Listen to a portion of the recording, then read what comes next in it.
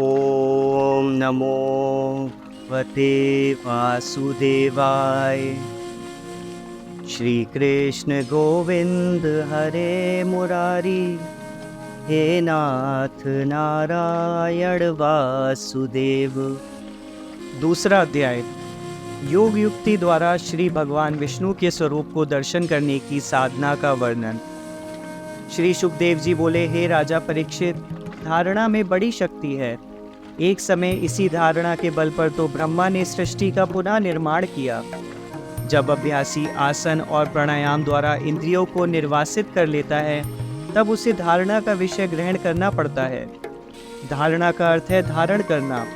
जब आसन पर बैठा हुआ अभ्यासी प्राणायाम के पश्चात इंद्रियों की चंचलता त्याग देता है, तब उसका मन एकाग्र हो जाता है।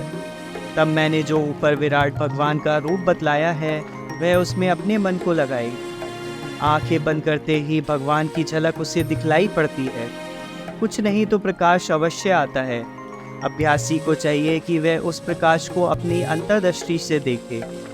जब वह उसे देखने लगेगा, अर्थात उसमें अपना मन लगा देगा, तब उसे नाना प्रकार के दृश्य दिखाई देने पड़ेंगे। तब जैसा कि विराट दर्शन कहा गया है, उसके अनुरूप ही भगवान के अनंत रूप को देखने की इच्छा करनी चाहिए। स्मरण रहे कि उस विराट रूप के अतिरिक्त मन और कहीं न जाए, और यदि मन जाना चाहे तो उसे विचारों एवं बुद्धि द्वारा रोककर भगवान के उसी प्रकाश अथवा उसी दृश्य में लगाएं, जो उसे दिखलाई पड़ता था। तब एक के बाद दूसरा और दूसरे के बाद तीसरा इस प्रकार संकल्पों के द्वारा भगवान के समस्त अवयवों को देखने की चेष्टा करे।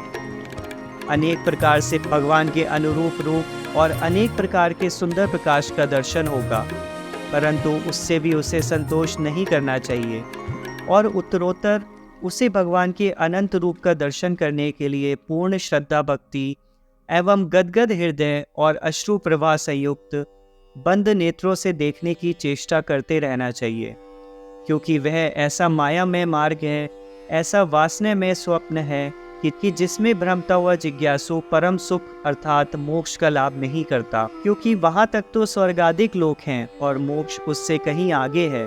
तब इन दृश्यों में वास्तविक सुख नहीं है। ऐसा जानकर साधक उत्तरोत्तर आगे बढ़ने की चेष्टा करता रहे। संभव है इस साधन काल में उसके आगे कुछ कठिनाइयाँ आएं, परंतु उसे कठिनाइयों से भय नहीं करना चाहिए, क्योंकि भगवान का भक्त भूखों नहीं मर सकता। क्योंकि अनार्य और नास्तिक सब प्रकार सुख भोगें और भगवान का भक्त दाने दाने के लिए भीख मांगे। फिर मोक्ष मार्ग के अभ्यासी तो धन की चिंता करनी ही नहीं चाहिए। उसे तो चाहिए कि जितने भोग्य पदार्थ से निर्वाह हो सके, उतने ही से शरीर का निर्वाह करे, और जिस भोग्य पदार्थ को प्राप्त करने में कठिनाई दिख पड़े, उसमें यत्न ना करे। पृथ्वी के होने पर शैया का क्या प्रयोजन है? भुजाओं के होने पर तकिए का क्या प्रयोजन है? भोजन के बहुत से पात्र ना हो तो क्या है, भगवान ने हाथ तो दिया ही है। दिशाओं तथा वल्कलों के होते हुए वस्त्रों की क्या आवश्यकता है? क्या मार्ग में वस्त्रों के टुकड़े नहीं मिलेंगे? अन्न के भाव में फलादिक से दूसरे लोगों का पोषण करने वाले क्या वृक्ष नहीं हैं? क्या रहने के लिए पर्वत की कंदराएं ढक गई हैं? और क्या विष्णु जी अपने शरणागतों की रक्षा नहीं कर रहे हैं, कि जिनके रहते और उक्त सब साधनों के प्राप्त रहने पर भी विद्वान लोग धन के दुर्मत से अंध पुरुषों की सेवा करते हैं? ऐसा अपने मन में समझकर जिज्ञासु को भगवान पर भरोसा करते हुए अभ्यास में दृढ़ रहना चाहिए। ऐसा ना करके सांसारिक विषयों के लिए तीन बना रहने वाला अपने कर्मों से अच्युत होकर अनेकों दुख भोगता है। हे राजन, अभ्यासी को चाहिए कि वे धारण करने में अपने अंतःकरण में स्थित शंख चक्र गदा पद्म को धारण करने वाले चतुर्भुज का ध्यान करे, और ऐसा संकल्प करे कि भगवान के कमल समान लंबे नेत्र तथा कदम्ब पुष्प के केसर के समान पीत वर्ण का वस्त्र है।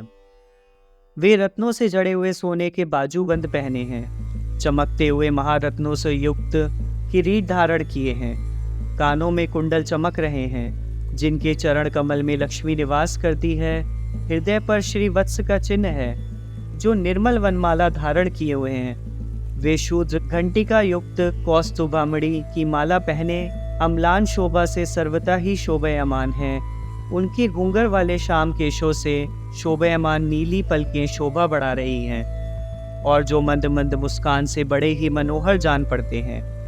अपने उदार लीलामय हास्य तथा चितवन से सुशोभित भक्तों के ऊपर दया करते रहते हैं। इस प्रकार की भावनाओं से ईश्वर भक्त सर्वदा देखता ही रहे कि जब तक धारण से मन निश्चल ना हो जावे, तब तक इस क्रम से चलकर जब योगी इस शरीर को देखना चाहे, तब काल और देश का विचार ना करते हुए वह जहाँ चाहे सुखपूर्वक दृढ़ आसन पर बैठकर मन सहित प्राणों को रोके, फिर अपनी निर्मल बुद्धि से मन को बुद्धि में मिलाकर बुद्धि आदिकों के दृष्टा क्षेत्र में मिलाएं और इस क्षेत्रज्ञ को शुद्ध आत्मा में मिलाएं तथा आत्मा को ब्रह्मा में मिलाकर बुद्धिमान मनुष्य शांति को प्राप्त होकर कार्य से अलग हो।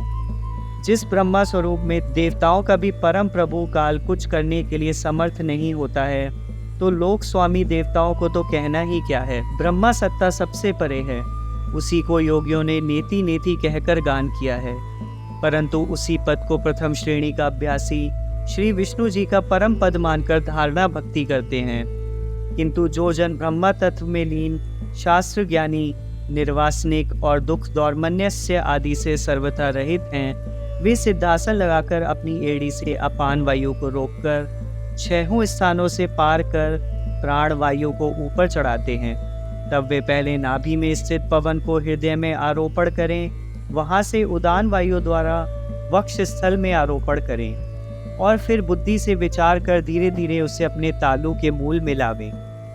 तत्पश्चात श्रवण, नेत्र, नासिका और मुख, इन सातों छिद्रों को मूंदकर अपेक्षा रहित योगी तालु मूल से दोनों बाहों के बीच में उस श्वास को लाएं। फिर वहां कुछ देर ठहरकर मस्तक ब्रह्मारंध्र को फोड़कर पार ब्रह्मा में प्राप्त हो शरीर तथा इंद्रियों का त्याग करें। यही संदेह मुक्ति कही जाती है। अब क्रम मुक्ति क्या है, इससे सुनो। हे राजन, यदि ब्रह्मा के स्थान को जाना चाहे अथवा अड़िमादिक 8 ऐश्वर्य वाले सिद्धों के लोक को जाना चाहे, तो गुणों के समुदाय रूप ब्रह्मांड में सब कहीं मन तथा इंद्रियों सहित जाएं।